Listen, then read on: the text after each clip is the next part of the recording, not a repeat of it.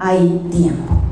Cierto que uno en muchas ocasiones necesita un poquito más de tiempo, ¿cierto? Uno quisiera que el día no tuviese solo 24 horas, sino que fuese un poquito más. Pero aún si hubiesen 25 o 26, uno seguiría diciendo que necesita más tiempo, que el tiempo no le alcanza. Y es más una cuestión de administración, porque si el Señor hizo que el día tuviese 24 horas, es porque es suficiente, ¿cierto? El punto es cómo nosotros administramos cada una de esas horas. ¿Qué hacemos cotidianamente? Cuando nos levantamos, ¿cuál es el primer pensamiento? ¿Qué es lo primero que hacemos? Veía un video en estos días que decía, si tratáramos la Biblia como tratamos el celular, todo sería diferente. Porque entonces lo primero que muchos hacen es el celular. Y están desayunando y viendo en el celular. Y están en el baño y con el celular. Y están comiendo, se están vistiendo y con el celular. Y hacían todo lo contrario de, ¿y qué tal si lo primero que yo abro es la Biblia? Y lo primero que hago cuando me siento a desayunar, al ladito voy leyendo la Biblia. Parecería una utopía, ¿cierto? Uno diría, como que raro. Pero el celular sí está allí, todo el tiempo. Aún hay tiempo. Recordemos a Simón Pedro, ¿cierto? Uno de los discípulos del Señor. Era un hombre aguerrido, era un hombre alegre, era un hombre impetuoso, era un hombre decidido. Pero también era un hombre impulsivo y era un hombre terco, ¿cierto? Si hemos escuchado hablar acerca de Simón, de Pedro. Fue uno de los primeros discípulos de Jesús. Conoció al Señor porque su hermano le habló de Jesús. Su hermano había sido discípulo de Juan el Bautista y cuando escuchó que Juan el Bautista estaba predicando a Jesús, pues obviamente tomó la decisión de seguirlo y fue y le contó a Simón, fue y le contó a Pedro y le dijo, ya, se la tengo clarísima, ya sé a quién vamos a seguir. Y Pedro empezó a escuchar al Señor. Aparte era un hombre emprendedor, era un hombre que tenía un negocio, que era la pesca, y les iba muy bien, era una persona que era muy experto en ese tema. Pero en una ocasión, Pedro presenció una maravilla del Señor, y fue una pesca milagrosa. Y a raíz de ese milagro, Pedro tomó la decisión de cambiar de razón social. Ya no se iba a dedicar más a la pesca, sino que iba a ser un seguidor acérrimo del Señor Jesús. Iba a ser un discípulo de Cristo. Permaneció 3 años caminando con Jesús. Su ADN era de un líder nato. Era una persona que arrasaba. Por donde iba, él arrasaba. Y durante esos 3 años que estuvo con Jesús, presenció cosas increíbles. Yo aquí les estoy haciendo un resumen de lo que nos cuentan los evangelios. Entonces, número 1, presenció no solo la pesca milagrosa, sino muchísimos más milagros. Entre ellos, de manera privada, que Jesús resucitara a una niña, la hija de Jairo. Pero no solo eso, sino que todo lo que Pedro iba presenciando hizo por revelación del Espíritu Santo que él confesara que Jesús era el Cristo. Fue el primero que dijo, tú eres el Cristo. Y a raíz de eso, posterior, con otros 2 discípulos que eran los más cercanos a Jesús, vio la transfiguración del Señor, es decir, el cambio de forma que tuvo Jesús, en donde se confirmaba una vez más que era el Hijo de Dios, que era el Mesías, que moriría, pero que también resucitaría. O sea, él estaba presenciando cosas espectaculares. Aparte de eso, en una ocasión caminó sobre las aguas. Algo que usted y yo no hemos hecho por sí solitos, ¿cierto que no? O sea, nunca hemos visto que eso haya pasado. Pedro lo hizo, caminó sobre las aguas. Y junto con Juan fueron los que prepararon la última cena del Señor.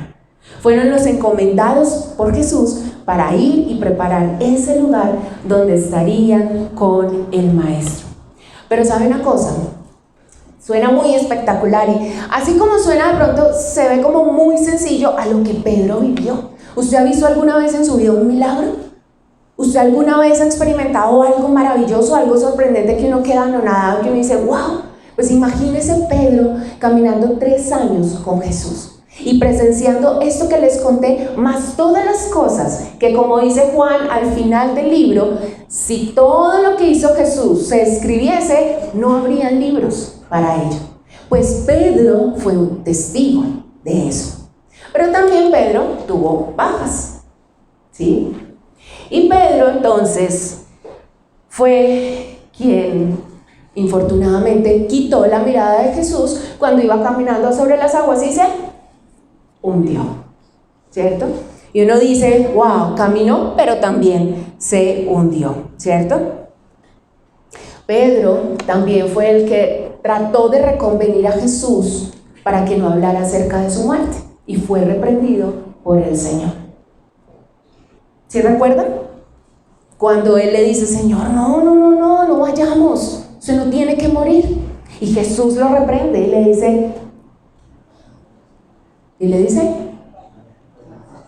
así es, pero porque están tan tímidos, aléjate de mí, Satanás, ¿sí? No que él fuera el diablo, sino que obviamente el mensaje que estaba llevando era en contra del propósito como tal. De esa misma impulsividad que tenía este hombre, en el momento en que fueron a apresar a Jesús, ¿qué hizo? No, yo lo defiendo, yo con Jesús. Y se fue en contra de uno de las personas que servían al sumo sacerdote. ¿Y qué hizo? Sacó su espada y le cortó una oreja. Y aparte de eso, más pesar todavía, y es que negó al Señor Jesús. El mismo que vio milagros, el mismo que caminó sobre las aguas, el mismo que dijo, ya dejo mi trabajo y me dedico tiempo completo a ser discípulo del Señor, el mismo que vio resucitar una niña, el mismo que vio tantos milagros, al final negó a Jesús. Pero ¿sabe una cosa? La historia de Pedro es la historia suya y mía. Somos iguales, ¿sí? Cada uno de nosotros podemos ser un Pedro, cada uno de nosotros podemos ser un Simón. A veces leemos la palabra y vemos los grandes personajes de la Biblia y hablamos de ellos, como si lo que ellos vivieron hubiese sido exclusivo para ellos. Pero la palabra dice que la historia vuelve a repetirse y que si está aquí es para que usted y yo prestemos atención y digamos, hey, algo tiene que ver conmigo. Y no es algo, es todo. Lo que vivió Pedro es lo que usted y yo a día vivimos. Un día nos paramos fuertes y firmes y decimos con el Señor. Y tomo decisiones, dejo amigos, dejo el consumo de ciertas sustancias, me voy a portar juicioso, ya no más reggaetón. Pero al día siguiente nos hundimos. ¿Pasa o no pasa? O yo soy la única. ¿Por qué? Porque es que no podemos negar que hay una naturaleza pecaminosa, ¿sí? Hay una naturaleza caída que, como decía Pablo, quiero hacer lo bueno, pero encuentro que hay en mí eso que me hace hacer lo malo. Pero ojo que eso no es una justificación como que, ay, pobrecito de mí, entonces ya tocó pecar. No, porque esa es la determinación que tenemos que tener todos los días. Y eso fue lo que pasó con Pedro. Después de que Pedro negó al Señor, la palabra dice que lloró amargamente. Es como, yo no sé, los que tienen hijos, si han sentido eso. Cuando he corregido a alguna de mis hijas, uno normalmente escuchaba que los papás le decían, a mí me duele más que a usted. Y no, sí, cómo no, uno recibió la corrección. Pero ahora que soy mamá y corrijo, sí, eso es cierto. O sea, uno sabe que debe corregir, que debe llamar la atención, pero a uno le duele ver a su hijo sufriendo. Y Jesús no era ajeno a lo que había pasado con Simón. Pero después de esas altas y bajas, el Señor continuó moldeando a Pedro. Ya no caminaba con él porque ya el Señor había muerto, había resucitado, pero continuó moldeando la vida de Pedro. Y entonces la vida de Pedro, que es la vida de Lorena, de Carlos, de Patti, de Juan, de Carlos, de Fernando, del que sea, es así. Pero no porque pequemos, empatemos, sino porque hay altas y hay bajas, precisamente por las decisiones que nosotros tomamos todo el tiempo. Y vino un proceso de restitución y de restauración del Señor para la vida de Pedro. ¿Recuerdan ese momento en el que están otra vez allá en el mar pescando? Volvió a lo que solía hacer, a lo que él había renunciado, porque Jesús ya no estaba. Y pescando, ven que hay alguien en la playa. Cuando Juan dice, ese es Jesús. ¿Qué hizo Pedro? Fue el primero que se lanzó y llegó hasta la orilla. Ay, Pedro sabía que tenía algo pendiente con el Señor. Pedro sabía cuál había sido ese último momento con el Señor. Y fue cuando lo negó 3 veces. Y viene ese tiempo hermoso de restauración para Pedro. ¿Recuerdan ese momento en que Jesús le dice 3 veces, ¿me amas? Sí, Señor, yo te amo. ¿Me amas? Sí, Señor, yo te amo. ¿Me amas? Ay, yo sé que la amarré. Yo sé que hice lo que no debía, pero yo te amo. Hoy tomo la decisión de decirte, te amo y te seguiré. Apacienta mis ovejas. Y ahí es cuando el Señor restituye otra vez a Pedro y le dice, vamos, porque el tiempo no se ha acabado. Sí, cometiste un error, pecaste, pero el tiempo no se ha acabado. Todavía hay mucho por hacer y mucho por hacer, y el resultado de eso es que usted y yo estemos hoy en este lugar. Porque la restitución de Pedro, así como de otros hombres, hace que la palabra se extienda hasta que hoy día usted y yo podamos decir, sí, Señor, te amo. Si Pedro no hubiese sido restituido, si Pedro se hubiera quedado con la condenación, con la culpa, porque negó al Señor y no hubo oportunidad, se hubiese acabado la historia de él y de otros hombres como tal. Y fue restituido. Fíjese, así como vimos las altas y unas bajas de Pedro, en ese tiempo de restitución también se evidenciaron altas. ¿Como cuáles? Dar el primer discurso delante de muchas personas, hablando de Jesús, después de que lo negó, y después de ello se convirtieron aproximadamente 3,000 personas.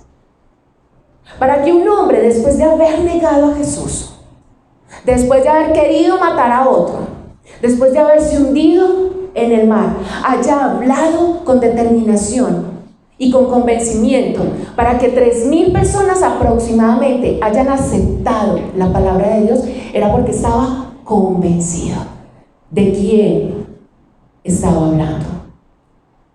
Pero no solamente eso, después empiezan a predicar y vienen también milagros del Señor Jesús a través de él. Sana un cojo, ¿cierto?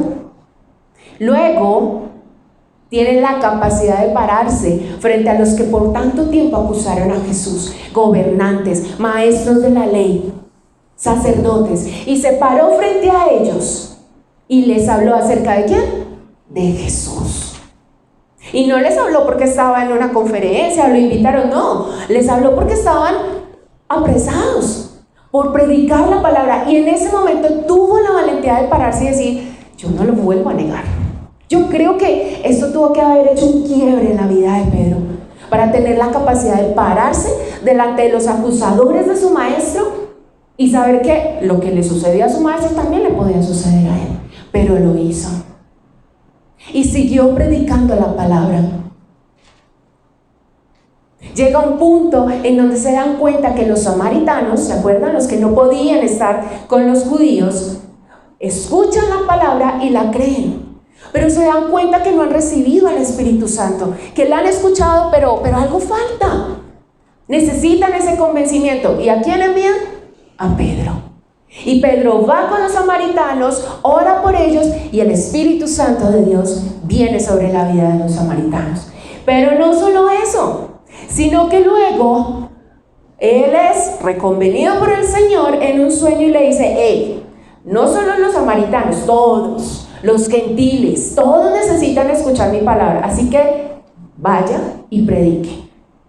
Y es el primer momento cuando está en la casa de Cornelio, cuando él dice, ahora entiendo que esto no es solamente para los judíos, sino para todos, y acepta a los gentiles. O sea, un predicador tenaz.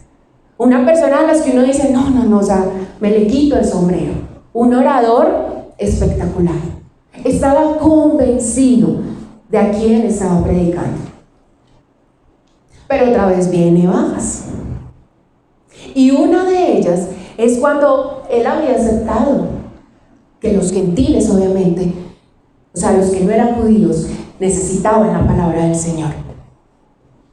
Y estaba compartiendo con ellos, pero llegan los judíos y el que dice, me van a ver que estoy con los gentiles. Entonces, no, yo estoy con los judíos. ¿Qué hacen? Sencillamente le da la espalda a lo que él sabe que es correcto para poder congraciarse con los judíos. Y viene Pablo y le dice, hey, deja de ser hipócrita. ¿Por qué le exiges una cosa a los otros, pero estás también con el otro grupo? No, Señor, así no es. Altas y bajas. Eso es lo que nos cuenta la Biblia de Pedro. ¿Sí sabía todas esas cositas acerca de la vida de Pedro? ¿Será que todo eso tiene que ver con nosotros? ¿En algo hemos hecho o hemos tenido conductas parecidas? Por ejemplo, esta última. ¿Será que cuando estoy con los cristianos me comporto como cristiano, pero cuando estoy con los inconversos me comporto como inconverso? Era lo que estaba pasando con Pedro en ese último momento. La historia de Pedro es la historia de cada uno de nosotros. Pero aquí hay algo importante, y es que la diferencia de Pedro con algunas personas es la determinación y la firmeza que él tuvo de seguir a Jesús, independientemente de lo que estuviese pasando. Y es ahí donde muchos se quiebran. Y es el determinar. No es yo voy a la reunión, llámese como se llame. ¿Cuántos días voy? No es, sí, oro, leo la Biblia, es lo que he determinado en mi corazón. Y Pedro tuvo la determinación firme de seguir y predicar. Porque a veces hay cristianos anónimos que sabe él solo que es cristiano, pero no es capaz de predicar, no es capaz de evidenciar el evangelio, primeramente con su vida. Y Pedro tenía la firme convicción de que lo seguía y lo predicaba. ¿Están conmigo hasta aquí? Tenga lista su Biblia. En físico, ojalá, en serio, usted no sabe el deleite que es que usted pueda tener su Biblia en físico y que pueda subrayar, que pueda escribir, que pueda tomar notas, que lo que le diga el Señor usted lo vaya escribiendo. O prenda su Biblia, solo su Biblia. Simón Pedro escribió 2 cartas, de las cuales una de ellas hoy vamos a estudiar, y son las 2 cartas de Pedro, primera y segunda de Pedro.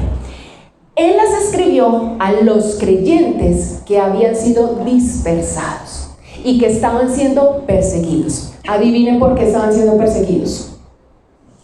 Por creer en Jesús. Entonces, este personaje, Pedro, por eso era importante que hiciéramos como la recapitulación de su vida. Le escribe a estos creyentes que están dispersados y le dicen, hey, cobren ánimo. Les escribe porque saben que también están siendo perseguidos. Y él necesita alentarlos en sus problemas. Porque es que Pedro había sido golpeado, había sido amenazado, había sido encarcelado. O sea, él sabía que era una prueba. Él sabía que era que costara seguir a Cristo. Así que él escribe estas 2 hermosas cartas para darle ánimo a esos creyentes, porque él sabe que en una de esas bajas muchos se pueden quedar. Y él necesita ayudarles en ello. Él sabía lo que significaba estar firme. Él sabía lo que significaba estar afianzado en la roca. No porque su nombre tradujera eso, sino porque él entendía que la piedra angular y que la roca era Cristo. Así que él necesitaba ayudar.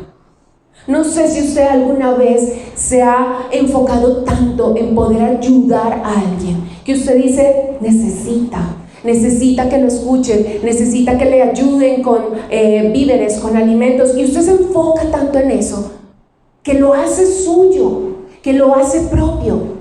Pedro estaba en la misma situación, porque él lo había experimentado. Primera carta de Pedro, está al final. Primera de Pedro, capítulo 1, versículos del 3 al 7. Si tiene su Biblia ahí, léalo en su Biblia o aquí en la pantalla. Está en Nueva Versión Internacional. Dice: alabado sea Dios, Padre de nuestro Señor Jesucristo, por su gran misericordia. Nos ha hecho nacer de nuevo mediante la resurrección de Jesucristo, para que tengamos una esperanza viva y recibamos la herencia indestructible, incontaminada e inmarchitable. Tal herencia está reservada en el cielo para ustedes, a quienes el poder de Dios protege mediante la fe, hasta que llegue la salvación que se ha de revelar en los últimos tiempos. Versículo 6. Esto es para ustedes motivo de gran alegría.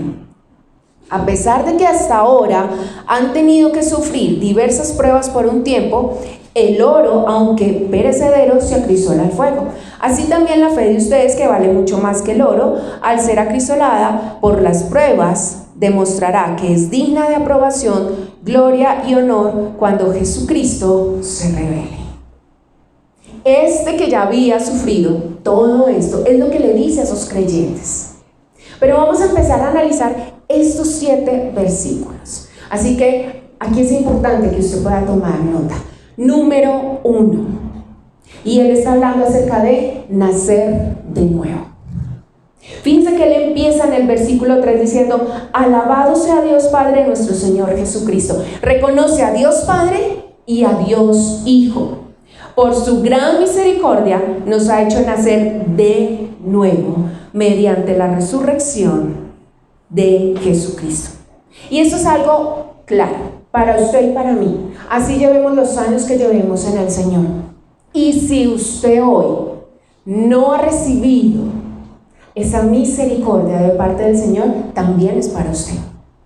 Hay algo claro, y es que nosotros mismos no nos podemos salvar. Nosotros mismos no podemos nacer de nuevo. ¿O quién de aquí salió solito del vientre de la mamá? ¿Quién nació solo? Ninguno. Todos necesitamos ayuda de alguien para nacer. Lo mismo sucede a nivel espiritual. Cuando hablamos de un nacimiento nuevo, no depende de nosotros, no depende de cuánto hagamos para nacer de nuevo. ¿Depende de qué? De la misericordia del Señor. Y es entender que es por gracia, que es un regalo, que no nos cobra. Simplemente el Señor nos está diciendo: yo tengo salvación para tu vida. Necesitas que nazcas de nuevo para que mueras al pecado, para que mueras aquello que te tiene atado y que te tiene esclavizado. Y eso solamente lo otorga el Señor. Efesios capítulo 2, versículo 4 al 5 dice: yo llegué acá. Pero Dios, que es rico en misericordia, por su gran amor por nosotros, nos dio vida con Cristo, aun cuando estábamos muertos en pecados. Por gracia ustedes han sido salvados. Esto no se nos puede olvidar. Efesios nos recuerda eso, ¿sí? Porque nos está diciendo: hey, recuérdenlo, Dios es rico en misericordia, ¿cierto? Por su gran amor hacia nosotros, nos dio vida con Cristo, aun cuando estábamos muertos en pecados. Por gracia hemos sido salvos. No nos lo merecíamos y tampoco podemos hacer nada para ello. Él es el único que puede traer salvación a nuestra vida. Ay, pero es que yo conozco al Señor hace mucho tiempo y ya eso como que se vuelve paisaje para mi vida. Esto es clave, porque si yo no recuerdo todos los días el sacrificio de Cristo en la cruz por mí, entonces es en vano. Entonces por eso es que día a día decimos: ay, es muy difícil caminar conforme a la palabra, porque creemos que se trata de lo que hacemos, de nuestra fuerza. Pero si todos los días nosotros recordamos ese sacrificio y entendemos que fue por amor a su nombre, eso cobra mucho más sentido en nuestra vida. Primero de Pedro, nos devolvemos ahí en el capítulo 1, pero más adelante, versículo 18. Dice: como bien saben, ustedes fueron rescatados de la vida absurda que heredaron de sus antepasados. El precio de su rescate no se pagó con cosas perecederas como el oro o la plata, sino con la preciosa sangre de Cristo, como de un cordero sin mancha y sin defecto. Cristo, a quien Dios escogió antes de la creación del mundo, se ha manifestado en estos últimos tiempos en beneficio de ustedes. Por medio de Él, ustedes creen en Dios, que lo resucitó y glorificó, de modo que su fe y su esperanza están puestas en Dios. Mire, estábamos en Efesios y nos vinimos a Pedro y está hablando de lo mismo. Y así toda la escritura. Así que no tenemos excusa cuando decimos: es que yo no entiendo la Biblia. ¿A usted no le parece que es claro cuando nos está diciendo: vivían antes en pecado, pero por amor vine y los rescaté y les di salvación? Y esto es algo claro, porque no nos salvamos a nosotros mismos. Y este es el mensaje que Pedro les está diciendo a los creyentes. Les está diciendo: hey, ustedes están ahí predicando el evangelio y siendo testimonio porque el Señor se los ha permitido, porque Jesús les dio salvación. Si no, ustedes serían los que están esperando recibir eso, pero ustedes ya lo están haciendo. Y esto nos lleva a un segundo punto, y es esa esperanza viva. Los versículos 3, en la última parte B, dice: para que tengamos una esperanza viva. Y el versículo 4 dice: y recibamos una herencia indestructible, incontaminada e inmarchitable. Tal herencia está reservada en el cielo. ¿Para quiénes?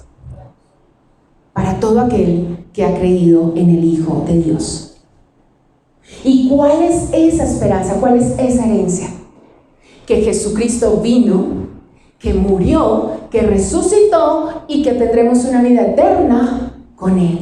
Esa es nuestra esperanza. Pero ¿sabe una cosa? En muchas ocasiones no se tiene esa esperanza. En muchas ocasiones en lo que se piensa es en esta vida terrenal. Y es en cuánto alcanzo, cuánto crezco, cuánto obtengo, pero no pensamos en esa esperanza viva, porque no es una esperanza para nosotros, porque la esperanza es que podamos mejorar en nuestra vida financiera, porque la esperanza es que podamos formar una familia, porque la esperanza es que nos vaya bien en los estudios, en el trabajo. Esa se nos convierte la esperanza en este mundo terrenal, y se nos olvida que la esperanza viva que usted y yo debemos tener como hijos de Dios es vivir eternamente con Cristo. Vivir eternamente con Cristo. Esa es la esperanza. Entonces fíjense que en muchas ocasiones sí se nos vuelve un paisaje, porque se nos olvida el principio. ¿Usted recuerda al pueblo de Israel? ¿Cuántas veces el Señor les hablaba y les repetía lo mismo, y les hablaba de los mandamientos y les decía: ¿es que a ustedes se les olvida? Pues así somos nosotros. Está en la palabra, pero se nos olvida entender que nuestra esperanza viva es en una vida eterna con el Señor. Eso es lo más importante. Y si yo tengo en cuenta que ese es mi punto de alcance, yo voy a ir caminando para lograrlo. Pero cuando yo pierdo de vista esa esperanza viva, cuando yo pierdo de vista que hay una herencia, entonces yo voy a caminar conforme a lo que yo creo que es correcto. Yo voy a caminar conforme a lo que me hace falta. Yo voy a caminar conforme a lo que me hace más exitoso en este mundo. Y no es así. Y esto nos lleva al punto número 3, y es fe. El versículo 5 de ahí de primera de Pedro dice: a quienes el poder de Dios protege mediante la fe, hasta que llegue la salvación que se ha de revelar en los últimos tiempos. Mire que dice: a quienes el poder de Dios protege mediante la fe. ¿Quién es el poder de Dios? Pregunta de examen. ¿Quién es el poder de Dios que nos protege? El Espíritu Santo. Mira lo que dice. Ay, muy bien. Dice, a quienes el poder de Dios protege mediante la fe. O sea, no estamos solos. ¿Recuerdan cuando el Señor Jesús les dijo, tranquilos, no se van a quedar solos? Les voy a enviar al Consolador, al que los va a guiar, al que les va a decir, porque a mí ya no me van a tener en cuerpo, pero van a tener al Espíritu Santo. Y aquí la palabra nos está diciendo que Él nos protege. Si dice que nos protege, ¿es porque va a pasar qué? ¿Muy bueno todo el tiempo? No. Si Él nos está hablando de que el Espíritu Santo nos protege, es porque va a pasar algo que necesita de su protección. ¿Sí? Mediante la fe. Es decir, si yo creo en que Jesucristo es mi Salvador, que resucitó y que mi esperanza viva es estar con Él por la eternidad, si yo me aferro a esa creencia y la vivo, yo voy a entender que en este tiempo, mientras transitamos, van a ocurrir cosas que van a hacer que yo me hunda cuando camine sobre las aguas. Así que necesito protección. Solo no puedo. Solo es imposible. Fíjense que aquí la palabra dice, así también en la parte B del versículo 7, así también la fe de ustedes, que vale mucho más que el oro, al ser acrisolada por las pruebas. ¿Usted sabe qué significa acrisolar? Hay muchas palabras en la Biblia y de acuerdo con la versión que algunas personas no comprenden y no entienden, ¿sí? Y es que eso está muy enredado y entonces por eso muchas personas no la leen. Pero qué tan bueno es que el Señor le ha dado inteligencia a hombres para que hagan un librito que se llama diccionario. Y si yo no entiendo una palabra, yo voy al diccionario y busco su significado. Acrisolar es purificar, es depurar, es quitar imperfecciones. Entonces dice, el oro, aunque es perecedero, es acrisolado, pero su fe es mucho más valiosa que el oro. Su fe tiene que ser ¿qué? Depurada. A su fe se le tienen que quitar imperfecciones. ¿Por medio de qué? Del fuego, de las pruebas. El oro es metido al fuego para ser acrisolado, purificado, depurado. Nosotros somos purificados, acrisolados, depurados por medio de las pruebas. Y ojo, que prueba no es pecado. Son dos cosas muy diferentes, ¿sí?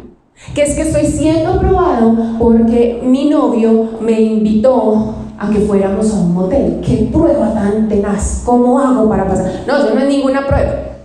Eso no es ninguna prueba, ¿sí? Cuando hablamos de prueba, estamos hablando de situaciones familiares, situaciones financieras, de salud, en las que sencillamente llegan porque hemos tomado malas decisiones o porque otros han tomado malas decisiones y nos tocan. Desastres naturales, al que se le hunde la casa porque la quebrada se desbordó, eso es una prueba. Eso es una prueba. A la persona que le fallece un ser querido, eso es una prueba. A la persona que estaba súper bien en su trabajo con un excelente sueldo y de repente recortan personal y ahí sale él, eso es una prueba. La pregunta es, en medio de eso, ¿nos hundimos? ¿Cortamos orejas? ¿O qué hacemos? Por eso la vida de Pedro es la vida de nosotros también. Y aquí hay algo importante. Y es porque cuando experimentamos todas estas situaciones, si yo me siento a hablar con cada uno de ustedes, bueno, diferente a las mujeres, con las mujeres hablo y uno más o menos sabe cuál es la situación en la que están viviendo, pero si yo me sentara también a hablar con cada uno de los hombres, tendrían rato, ¿cierto? Para contar cuál es la prueba que están viviendo, ¿sí? Ojo, prueba no es pecado. Son dos cosas diferentes. Son dos cosas diferentes. Pero aquí hay algo importante. Y es que cuando mi fe, que es probada, permanece firme a pesar de lo que va sucediendo, la palabra me dice que eso es sinónimo de purificación, que eso es sinónimo de crecimiento. Solamente piense hace cuánto usted conoce al Señor. Hoy día es lo mismo que tiempo atrás. ¿Será que hoy día, cuando llega una prueba, respondo igual a cuando conocí a Dios por primera vez?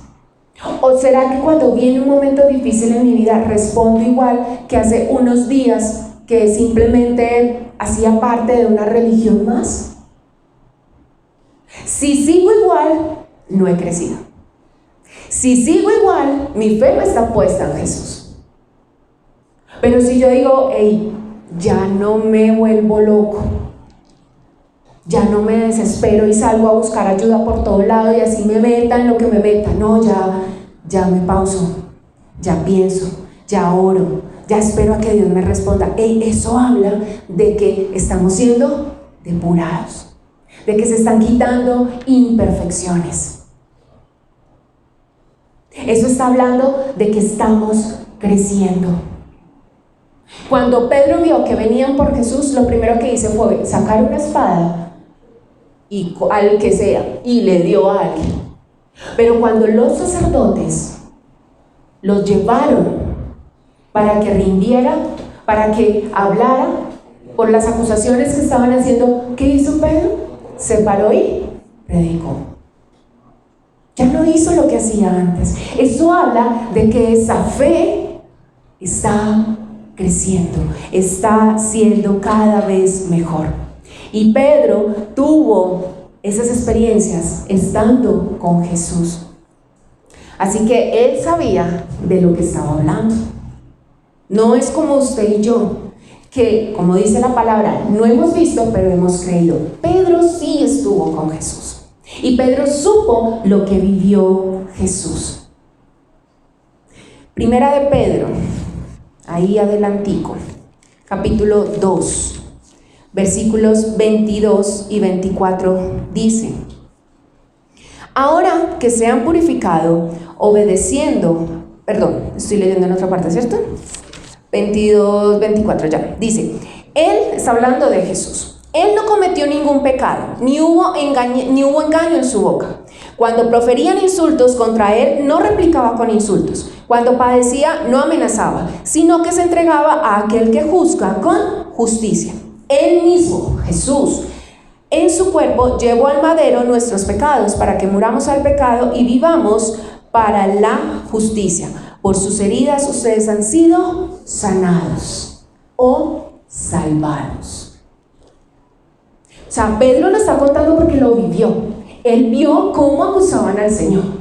Él vio todo lo que tramaban para Jesús. Así que él está hablando de una experiencia que tuvo. Pero no solamente él, sino Jesús mismo también habla acerca de esto, de pruebas. Quiero que vayamos a Juan, capítulo 16, versículo 33. Ya viene el tiempo en donde Jesús empieza a despedirse. Y él le dice a sus discípulos: yo les he dicho estas cosas para que en mí hallen paz. En este mundo afrontarán aflicciones. Pero eso es como cuando usted está mal, llorando, aburrido, y llega otro que está tranquilo y le dice: tranquilo. A muchos eso como que le da más rabia, como que usted no lo está viviendo, usted no lo está experimentando, como que tranquilo. Pero el Señor les dijo: anímense, yo he vencido al mundo. Todavía estaba con ellos. Y les dice esta perla: se los estoy adelantando. Ustedes ya han visto lo que ha pasado con nosotros. Van a seguir teniendo aflicciones. Eso de que todo es color rosa, de que una vez tú conoces al Señor Jesús y por arte de magia todo se resuelve, eso no es cierto. Pero ojo, que en mí van a encontrar paz, tranquilidad. ¿Cuántas veces uno no escucha frases como: yo lo único que quiero es vivir en paz, estar tranquilo. Pero ¿quién es el único que puede dar esa paz? Porque en este mundo que viviremos, y eso es importante, muchachos, porque se nos olvida. Porque cuando llega la prueba, en muchas ocasiones lo primero que sale es la queja. Pero Señor, yo te sirvo, yo te amo, yo ayuno, yo oro. ¿Por qué? Porque yo. O sea, yo, no, eso a otros. Pero es que el Señor lo dijo: van a tener aflicciones. Y más adelantico, ahí en Juan, capítulo 17, viene un momento muy especial, y es cuando Jesús está orando antes de ser arrestado. Yo quiero que usted con su imaginación vaya a ese momento. Jesús arrodillado, sabiendo ya lo que le iba a pasar, ¿sí? Usted y yo a veces suponemos que van a suceder cosas y cómo va a terminar la historia, pero Jesús ya sabía lo que iba a pasar. Así que Él se arrodilla y empieza a orar, primero por Él mismo.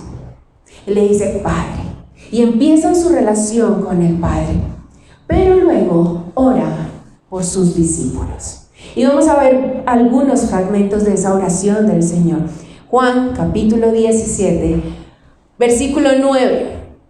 Imagínense a Jesús diciéndole al Padre: ruego por ellos. Ruego, hagamos el ejercicio mental. Ruego por Esteban, ruego por Pati, ruego por María, ruego por Raquel. Ruego por ellos. No ruego por el mundo, sino por los que me has dado, porque son tuyos. Ruego por ellos. Versículo 11. Ya no voy a estar por más tiempo en el mundo, pero ellos están todavía en el mundo y yo vuelvo a ti. Señor, yo ya no voy a estar, pero Pedro, Juan se van a quedar. Así que te ruego por ellos. Versículo 15 y 16. No te pido que los quites del mundo, sino que los protejas del maligno. Ellos no son del mundo, como tampoco lo soy yo. No los quites, porque ellos necesitan ser probados. Ellos necesitan ser acrisolados, depurados, que le quiten imperfecciones. Y eso solo se logra cuando mi fe en el Señor Jesucristo se vuelve cada vez más firme. No te pido que los quites. No hacen parte, pero aquí van a estar. Y versículo 20. No ruego solo por estos. ¿Quiénes? En ese momento contextualizado por sus discípulos. No ruego solo por estos, ruego también por los que han de creer en mí por el mensaje de ellos. O sea que Jesús oró por usted y por mí. ¿Solo le parece esto hermoso? ¿Hace cuántos años Jesús oró por ti? Al Padre. Y le dijo: guárdalos, porque no les va a ser fácil. No ruego solo por estos, ruego también por los que han de creer en mí, a causa de ellos. Por los que van a creer a causa de nosotros.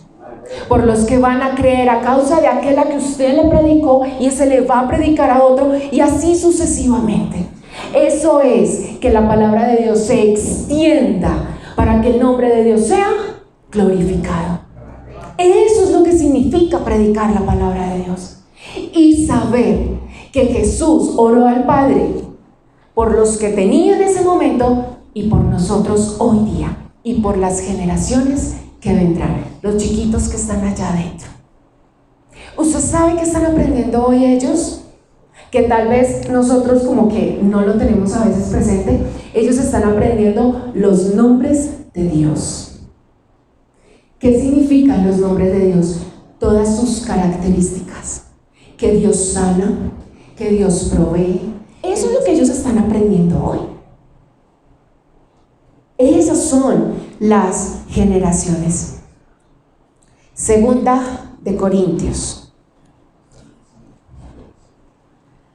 capítulo 4, versículo 16, 18, dice: por tanto, usted se recuerda que Jesús le dijo a los discípulos: no se desanimen, yo he vencido al mundo, ¿cierto? Aquí ahora vienen aquellos que escucharon el mensaje de sus discípulos. Y Él está hablando a otros y le dice: por tanto, no nos desanimamos. Al contrario, aunque por fuera nos vamos desgastando, yo les estoy leyendo en otra versión, por dentro nos vamos renovando día a día. Dice: aunque nuestro cuerpo está muriéndose, nuestro espíritu va renovándose cada día. ¿Cómo se va muriendo nuestro cuerpo? Físicamente. ¿Sí? Es que yo, ¿por qué tengo que enfermarme si soy un hijo de Dios? Te lo vuelvo a leer. ¿En dónde estamos? Es que yo no me tengo que enfermar. Es que esta enfermedad es del diablo. A ver, espere un momentico, ¿sí? ¿Qué está pecando para que esté enfermo? A ver, espere un momentico y analícemoslo a la luz de la palabra. Porque a veces condenamos todo, pero no entendemos qué es lo que la palabra nos está diciendo, qué es lo que el Señor nos está diciendo. ¿Qué dice? No nos demos por vencido, animémonos, ¿sí? Como que, ay, hágale. ¿Usted ha visto esas maratones? ¿Sí? Que ya los que salen con toda la fuerza, pero a la cuadra unos ya desistieron. Y los que ya están llegando a la meta, Dios mío, uno es como haciendo fuerza y apretando por ellos. A algunos les da una convulsión tenaz que no pueden, porque ya su cuerpo no les responde. Pero grato dolor de vida para el que pasa la meta, ¿cierto? Aunque nuestro cuerpo esté muriéndose, aunque sea difícil, aunque físicamente me esté desgastando, aunque la situación sea compleja, si yo sigo firme en el Señor, ¿qué es lo que está pasando con mi espíritu? Se está renovando.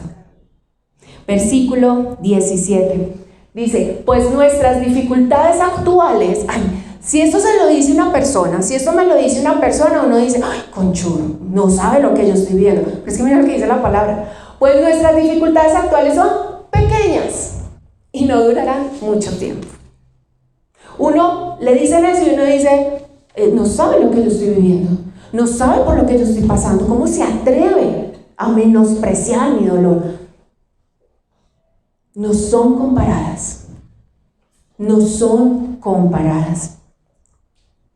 Y esto nos lleva finalmente a un quinto punto, y es santidad. Primera de Pedro, nos devolvemos. Mira que estuvimos siempre, no pasamos de los 2 primeros capítulos de Pedro. Primera de Pedro, capítulo 1, versículo 13 al 15. Dice: por eso, dispónganse para actuar con inteligencia. Tengan dominio propio. Pongan su esperanza completamente en la gracia que se les dará cuando se revele Jesucristo. Como hijos obedientes, no se amolden a los malos deseos que tenían antes, cuando vivían en la ignorancia. Más bien, sean ustedes santos en todo lo que hagan, como también es santo quien los llamó. Imagínense, Pedro, el que cortó orejas, el que se hundió, nos está diciendo: hey, no sean más ignorantes, o sea, sean inteligentes, ¿sí? Porque es que yo estuve en esa posición. Así que, listo, ¿cómo queremos permanecer? Pues lo primero que dice es: dispónganse. Y disponerse es prepararse para.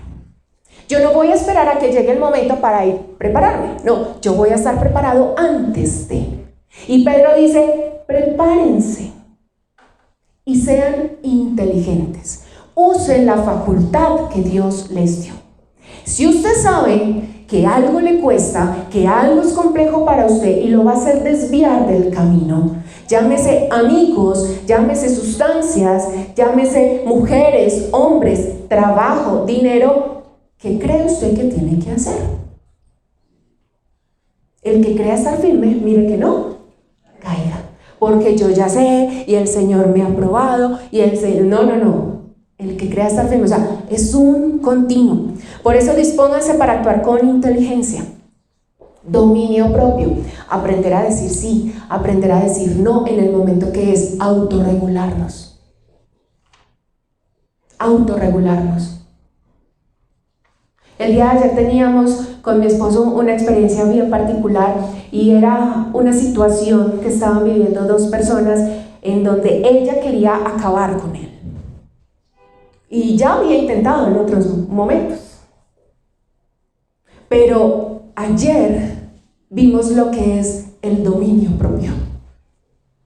Y de tanta impulsividad, y de tanto dolor, y de tanta amargura, esa persona se reguló y pensó bien, y no actuó como normalmente lo hacía, con gritos, con insultos, y trató de hacerlo. Se le veía en su rostro la aflicción, pero se contuvo. Dominio propio.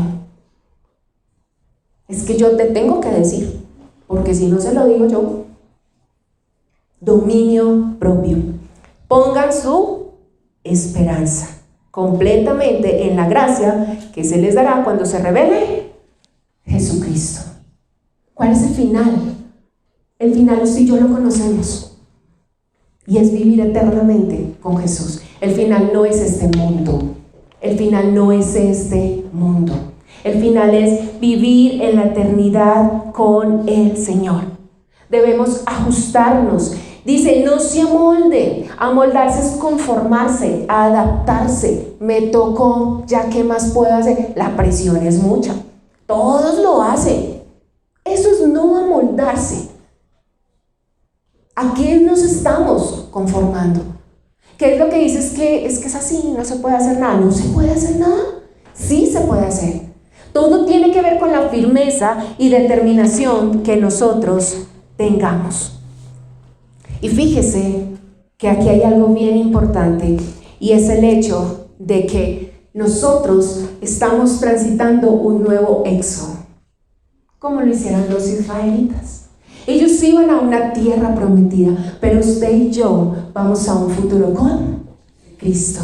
Y en ese transitar, en ese éxodo, en ese caminar por el desierto, nuestra fe va a ser depurada, va a ser probada. Pasó con los antiguos y pasa con usted y conmigo. ¿Sabe por qué? Porque somos peregrinos y extranjeros. Cuando yo ya entiendo que mi vida no depende de lo que pasa en este mundo, y ojo, no me quiero hacer entender de manera equivocada, no es que entonces, como dice la palabra, comamos y durmamos que mañana moriremos. No, o sea, hay que trabajar, hay que estudiar, hay que esforzarse, hay que tratar bien a las personas. Pero cuando yo entiendo que mi esperanza viva y segura es en Jesucristo, viviendo con Él, yo digo, hey, hoy me tengo que poner las pilas. Hoy voy a determinar estar firme en la roca. Voy a evitar cortar orejas. Hoy voy a evitar hundirme en el agua. Hoy voy a evitar reconvenir e ir en contra de lo que dice el Espíritu Santo. Esa es nuestra tarea. Y ahí mismo, en 1 Pedro capítulo 2, versículos 11 y 12 dice: queridos hermanos, les ruego como a extranjeros y peregrinos en este mundo, que se aparten de esos deseos pecaminosos que combaten contra la vida. Que combaten, o sea, eso no es fácil, no es fácil. Pero ¿qué está diciendo? Recuerden que esta no es su permanencia, hay algo más. Y el versículo 12 dice: mantengan entre los incrédulos, o sea, aquellos que no han confesado a Jesucristo como su único Señor y Salvador, una conducta tan ejemplar que aunque los acusen de hacer el mal, ellos observen las buenas obras de ustedes. ¿Y qué va a pasar? Y glorifiquen al Dios en el día de su visitación. O sea, ¿cuál es el objetivo? Que nos alaben, que nos digan, muy bien, lo hiciste bien. ¿Cuál es el objetivo? Que ellos glorifiquen a Jesús. Y así sucesivamente. Miren lo que dice: mantengan una conducta tan ejemplar. Duro, ¿cierto? Duro. Como cuando uno le dice al niño, me gana el periodo, y lo llevan 3. Duro. Ay, ellos saben de qué estoy hablando. Duro. Mantengan, esfuércense. ¿Sí? Y a pesar de que negué a Jesús, y a pesar de que lo hice 3 veces, y a pesar de que me perdí, cuando Jesús vino y me restauró, yo le dije, yo te amo y la voy a dar toda. Así sea peor de lo que hicieron contigo, Jesús. Eso fue lo que hizo Pedro. Y por último, 2 de Corintios, capítulo 3, versículos 16. Dice, pero cada vez que alguien se vuelve al Señor, el velo es quitado. Ahora bien, el Señor es el Espíritu, y donde está el Espíritu del Señor, ahí hay libertad. Así, todos nosotros que con el rostro descubierto reflejamos como en un espejo la gloria del Señor, somos transformados a su semejanza con más y más gloria por la acción del Señor, que es el Espíritu, la acción o el poder que nos protege. ¿Recuerda lo que decía Pedro? El Espíritu Santo. Y así fue como Pedro saludó a la iglesia. No está en pantalla, pero es el primer versículo de la carta de primera de Pedro. Dice, Pedro, apóstol de Jesucristo. Tenemos la firme convicción para decir, Lorena, hija de Dios.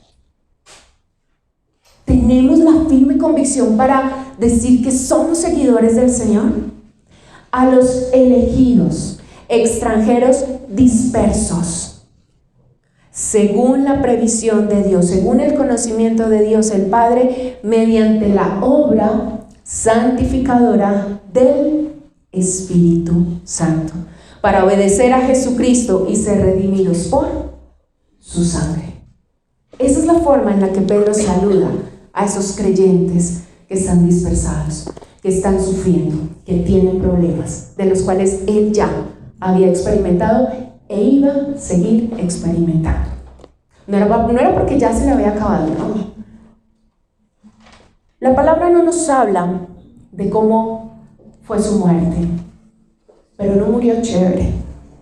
Murió, pero murió. Y Pedro le dice a ellos, mantengámonos. Va a ser difícil, pero el Espíritu Santo es quien nos ayuda. Ahorita mi esposo estaba hablando acerca de todo lo que está ocurriendo. Lea Lucas cuando habla acerca de, y cuando ustedes escuchen que Jerusalén es rodeada y que es destruida, no es terrorismo, es real y está pasando delante de nuestros ojos. La venida del Señor está cerca. ¿Cuándo? Ni idea. Y como no sabemos, ¿qué tenemos que hacer? Todos los días disponernos, estar preparados. Por hoy, en este momento, en internet hay muchos videos que hablan acerca del arrebatamiento y cómo lo imaginan esas personas. Y ponen situaciones normales, cuando de repente ya no está uno de ellos. Y así, en la clínica, en la familia, en el colegio, manejando. La venida del Señor está cerca. Y vuelvo y les digo, no es para meter terrorismo ni miedo. Si yo tengo clara cuál es mi esperanza, yo sé qué va a pasar. Yo sé qué va a suceder. Mientras tanto, yo tengo que seguir predicando la palabra del Señor. Porque muchos necesitan arrepentirse de sus pecados y reconocer al Señor Jesucristo como su único Salvador. Y yo me tengo que mantener. Porque en una de esas me hundo. Y como lo dijo Pedro, alabemos al Señor Jesucristo y animémonos. ¿Sí? Esto no tiene que ser como que, ay, no, tan difícil. Algunos pensarán, no, pero qué horror. No, es el hecho de que usted y yo no estamos solos. Usted y yo tenemos al Espíritu Santo de Dios. Y el Espíritu Santo es una persona real. Háblele, que Él le responde. Dígale que lo guíe y Él lo guía. Dígale que le ayude a tomar decisiones y Él le ayuda a tomar decisiones. Es increíble cuando yo empiezo a ser sensible y empiezo a escuchar la voz de Dios. Y de repente uno dice, wow, sí es real. Sí es real. Y mi vida debe cambiar. Mi fe debe ir creciendo. Porque muchos nos están observando. Y muchos necesitan que ese velo sea quitado. Le invito a que se ponga sobre sus pies y que demos gracias al Señor, que oremos al Señor entendiendo lo que el mismo Pedro logró entender, y es: tenemos una esperanza segura, y es: no somos de este mundo. Somos peregrinos y extranjeros, no importa la edad que tengamos, pero debemos y estamos llamados a evidenciar a Cristo en nuestra vida para que haya libertad. Señor Jesús, te doy gracias, Espíritu Santo de Dios, porque tú eres bueno, porque tienes cuidado de nosotros, Señor, porque aún hay tiempo, Espíritu Santo, aún hay tiempo para tomar la decisión de entregar mi vida al único y suficiente Salvador. Aún hay tiempo para que hoy, de una vez por todas, determine en mi vida caminar conforme a tu palabra, Jesús. Aún hay tiempo, Señor, para que a pesar de las pruebas, de las aflicciones y de las dificultades, decirte: Espíritu Santo, te amo y creo en ti, Señor, y camino contigo, Espíritu Santo de Dios. Aún hay tiempo para que ese esposo, esa esposa, esa mamá, papá, hermanos, ese familiar y ese amigo que dice: yo no creo en nada más que lo que yo decida creer y no es Jesús, aún hay tiempo para que esa rodilla se doble y confiese que Jesucristo es el Señor. Aún hay tiempo, Señor, aún hay tiempo, porque no sabemos el día ni la hora, Jesús.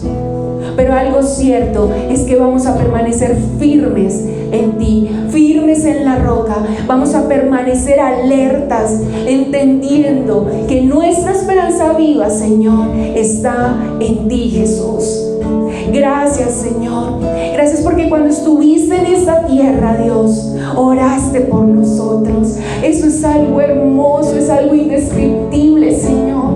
Yo no me imagino mi nombre en tu boca, Jesús, pero lo hiciste, Dios. Oraste por nosotros.